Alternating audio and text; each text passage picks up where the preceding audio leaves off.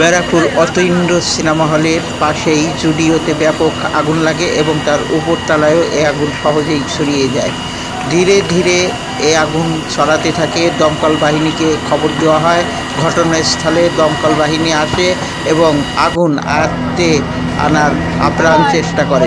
ধীরে ধীরে আগুন নিয়ন্ত্রণে চলে আসে, কিন্তু ব্যাপক ক্ষয়ক্ষতির খবর পাওয়া গেছে। কিভাবে আগুন লাগলো এটা প্রাথমিকভাবে অনুমান করা যাচ্ছে না।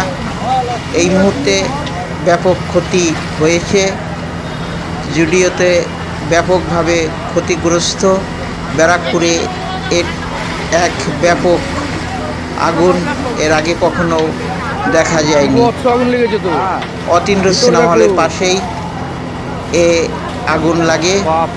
দমকল বাহিনী দেখুন কিভাবে আগুন নিয়ন্ত্রণে আনার চেষ্টা চালাচ্ছেন।